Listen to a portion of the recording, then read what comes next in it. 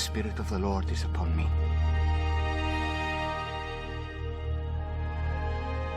He has anointed me to proclaim good news to the poor.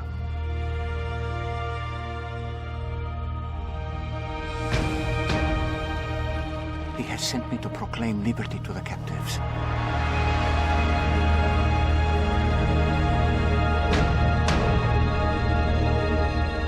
and recovering of sight to the blind, to set at liberty those who are oppressed, to proclaim the year of the Lord's favor. What do you want from me?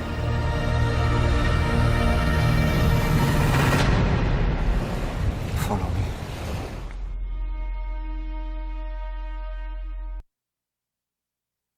Good morning, everyone. Good to see all of you. And, it's full church. This is really nice. I'm glad to see this. We're starting to come back in bigger numbers, and that's wonderful. Welcome to those of you as well who are out watching online. It's good to be the church, and it's good to have the entire family here. And by the way, those of you who are online, we are doing communion this morning, which means that if you want to get your wine, you want to get your bread, when we have communion, we want you to have communion with us. So what you just saw there is a teaser for the next sermon series, something I'm calling In Between He Happened. And that's actually kind of a line from one of the episodes. This is a series. We're going to watch the first season and the pilot, which is only 20 minutes long, but the rest of them are like, hey, Cal, could you turn this down just a little bit? It's just ringing a bit, isn't it? Yeah. Is that better? Okay, yeah. So the pilot's only 20 minutes. The rest of them are about 50 minutes. There's 8, plus the pilot is 9. And I thought what we try to do, and I've had really good response so far, is maybe have a couple of discussions around it. So the first discussion is going to be Tuesday night, and we're going to watch the pilot together. And by the way, we'll put the link on for the pilot if you want to watch it yourself. 6 o'clock, you think? Does that work? I'm just guessing. We'll call it 6 o'clock this time around. We're just going to try it this week this way, and we'll watch the pilot for about 20 minutes. And if you've already seen the pilot and you want to just come for the discussion, show up at about 6:30. And we'll be done by 7 o'clock. And then on Wednesday night, after church, I'll lead about a half an hour discussion on the same thing. So we're going to give that a try. Had a lot of people say that they'd really like to do some discussion. So I'm excited about that part of it.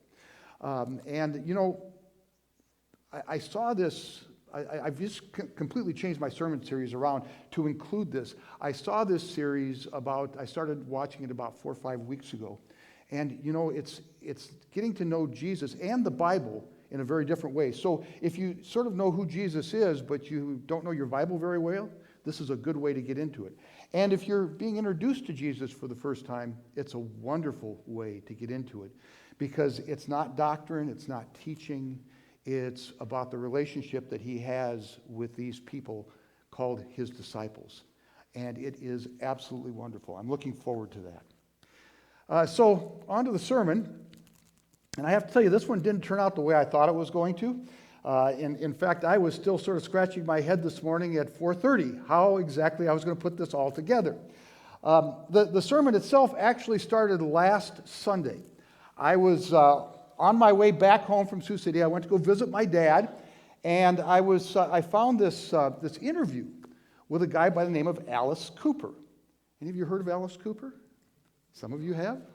Yeah, you're probably wondering, why am I talking about Alice Cooper in church, right? Well, there's some good reasons here.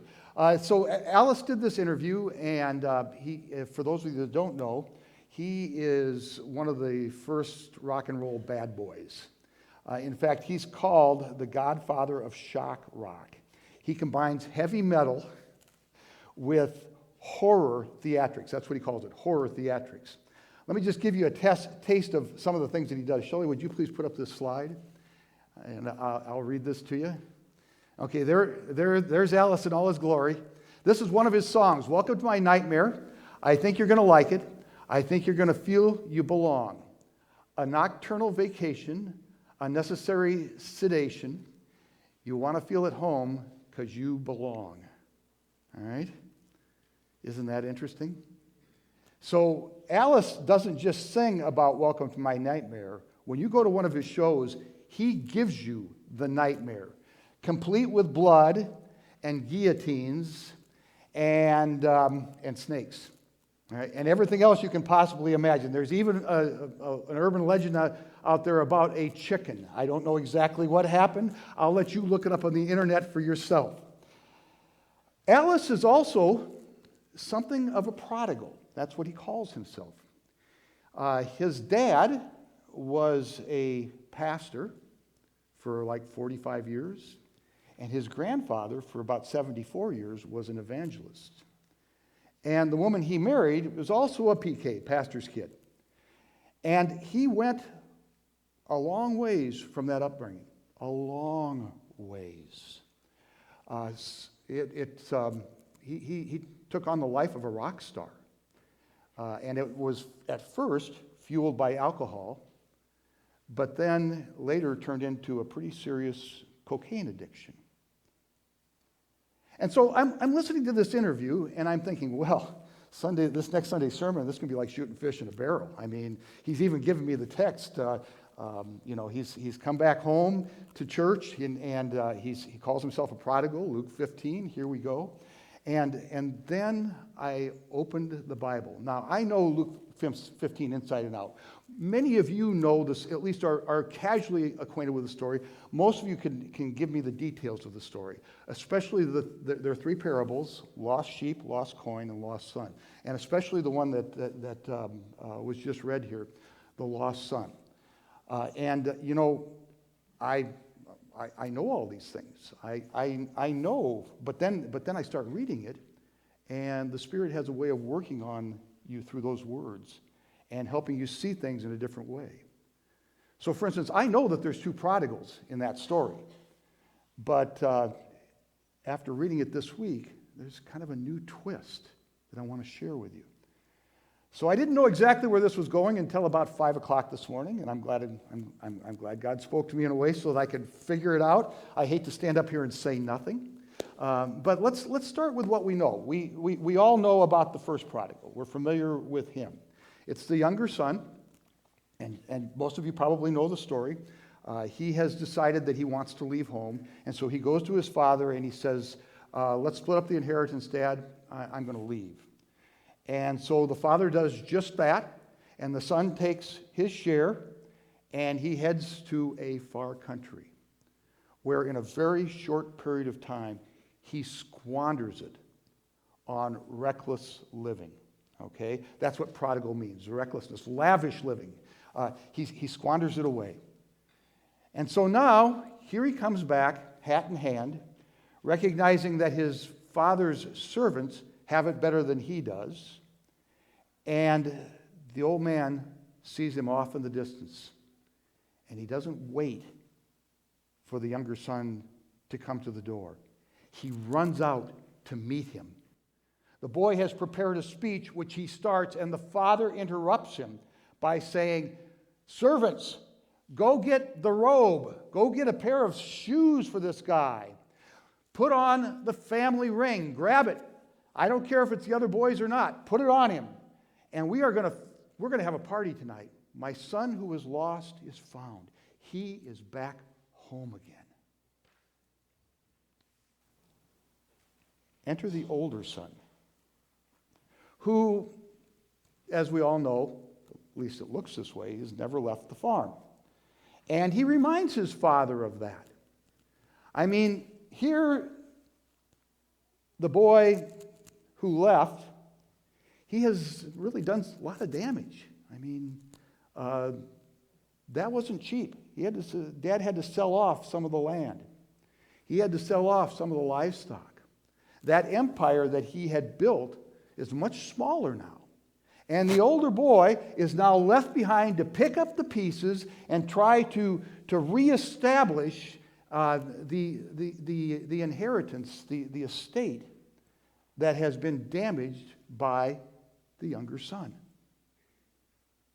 And then this welcome. I mean, it's just beyond the pale. So the older son, he's kind of a bean counter, isn't he? And we understand that. I mean, his currency is fairness. I think we're all into fairness, aren't we? We all like to see people get what they deserve or what they earn. And that's where this son is. And so we also understand his resentment at the younger son's moxie to even think about returning.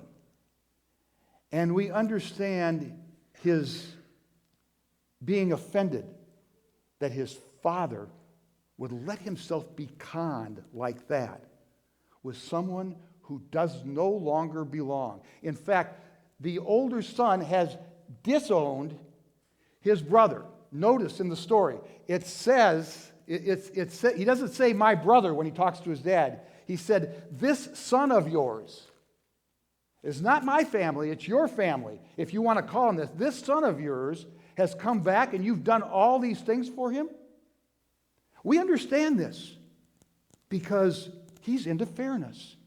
And he is, quite frankly, just at a loss as to understand how the father can do what he does.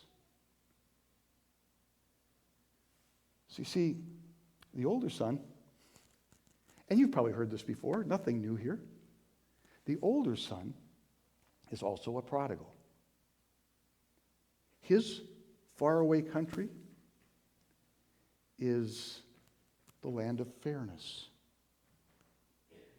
and the world of bean counting. And he is squandering the father's inheritance by insisting that everyone in the world gets what they deserve, especially him.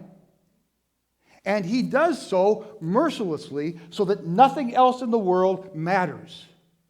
And in the end, that ruins the father's inheritance.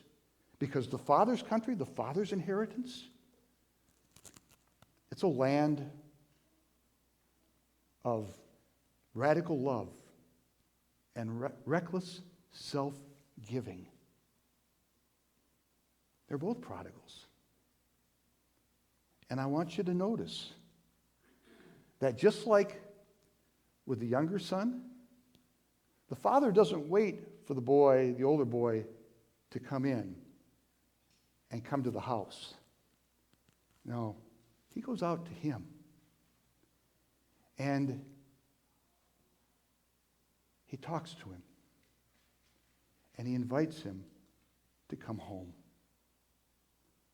Come to my country, he says. My inheritance. Come home. Let's stop there and we'll sing.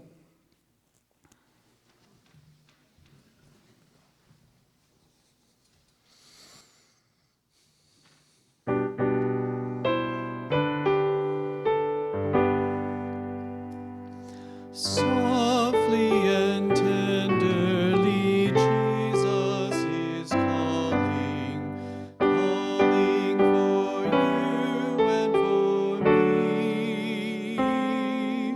See on the portals, he's waiting and watching, watching for you and for me. Come home, come home. You who are weary, come home. Earnestly, tenderly, Jesus is calling, calling, O sinner, come home.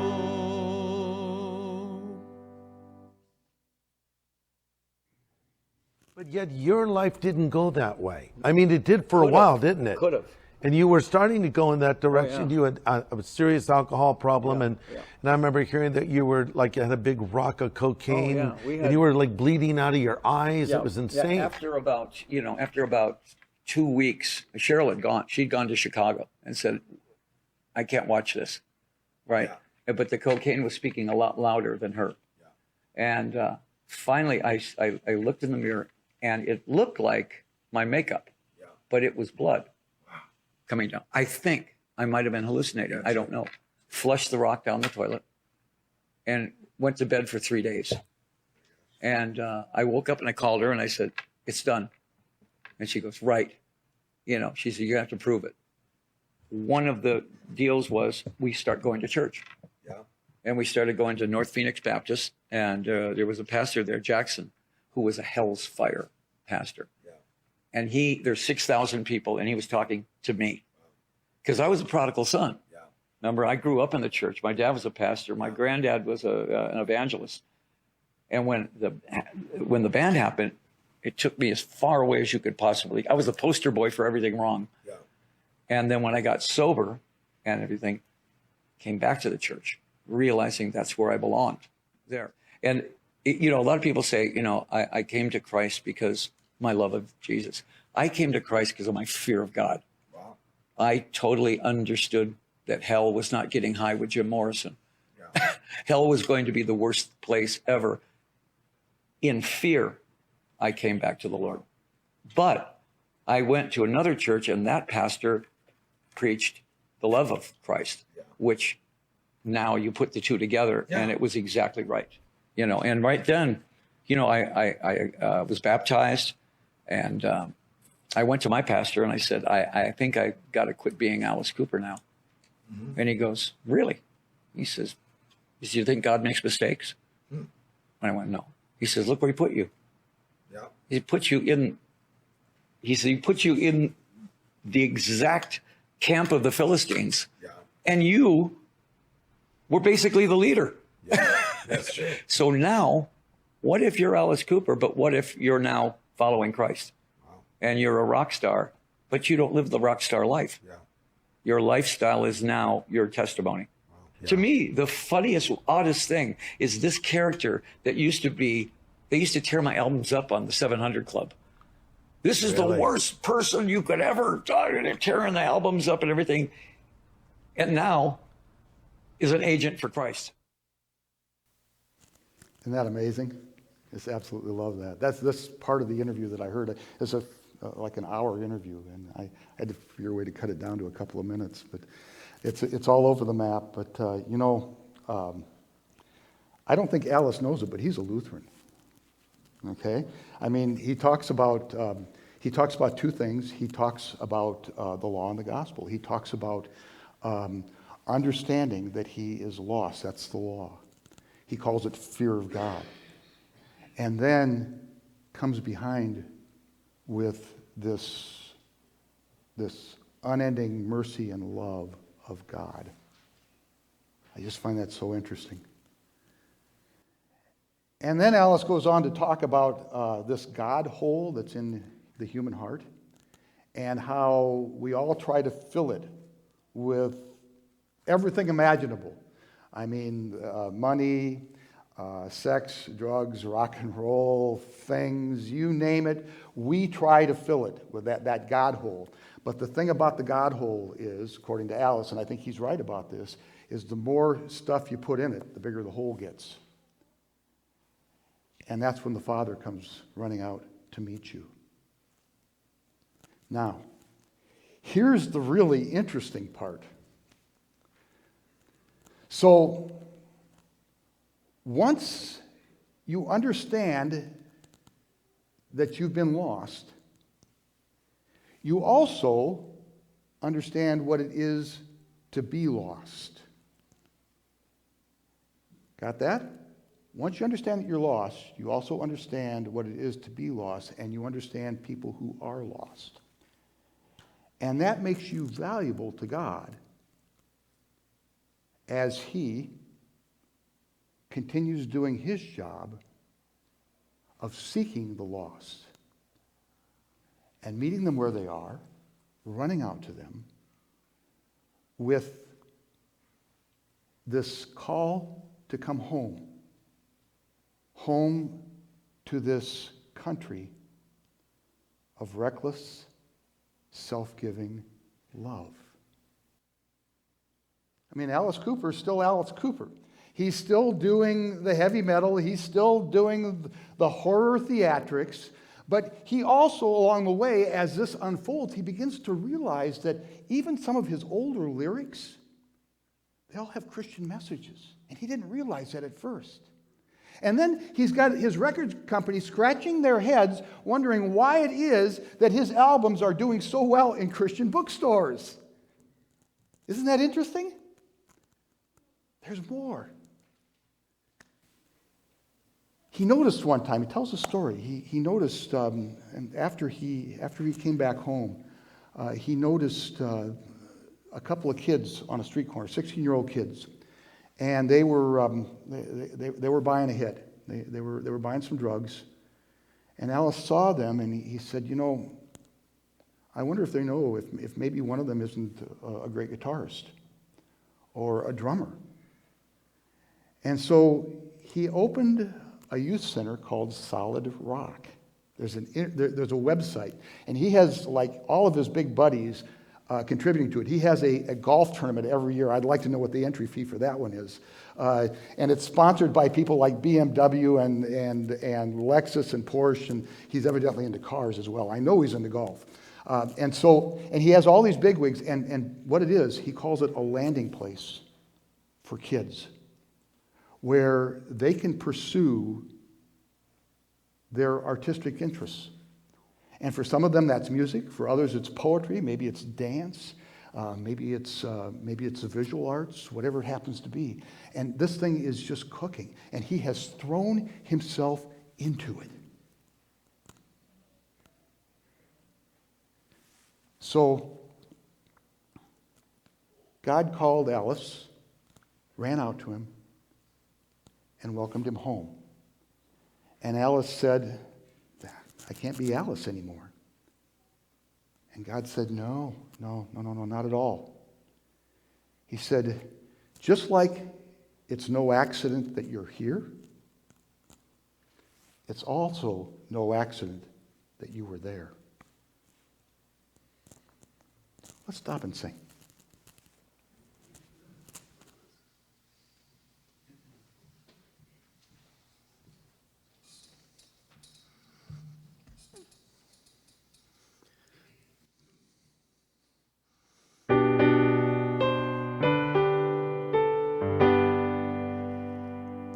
Why should we tarry when Jesus is pleading for you and for me? Why should we linger and heed not his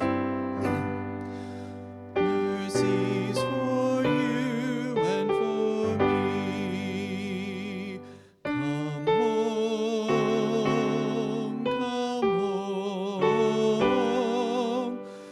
you are weary, come home. Earnestly, tenderly, Jesus is calling, oh sinner, come home. So there's a couple of things I want to end with and maybe ask a couple of questions. First of all, let's just be honest. Everybody's lost. Doesn't matter who you are. Doesn't matter if you're here or you're not here, if you're out there, if you're not doing any church at all. We're all lost. And, you know, for some of us, maybe it's an Alice Cooper kind of lost. That's possible. For many of us, present company included, it's a bean counting kind of loss, where what really matters is fairness. And fairness, not saying that fairness is a bad thing, but when it becomes the only thing, and you start trampling the people you're expecting fairness from, well, that's lost. That's messed up. Right? Or maybe your lostness is something else, someplace else. We're all in one way, shape, or form lost. And God comes out to meet you. and to welcome you home, to call you back. And as he does, he says, you know what? It's no accident you're here. And once you recognize that you are lost, then God comes in with the second half. It's no accident you were there. Because whatever your lostness is, I will use that as I call others, as I seek and save others. I will use you. Alice used his music and his cocaine habit and his rock star lifestyle. Bean counters. Meet bean counters. And they know you as a bean counter. It's okay to stay a bean counter just as long as the bean counting isn't the only thing, right? And maybe you can help God as he runs out to those bean counters. God can use you to say there's another way. There's a better way. There is a country that you are a long ways from. You think you're close, but you're not. A country you're a long ways from. It's my country, God says. My country of reckless love. We're all lost. God runs out to every one of us. And that God uses you. No matter who you are, no matter what you've been, no matter what you've done. He'll use you. He loves you. He cares for you. And he will use that love and care to touch the lives of others. And for that, we give God thanks and praise. Amen.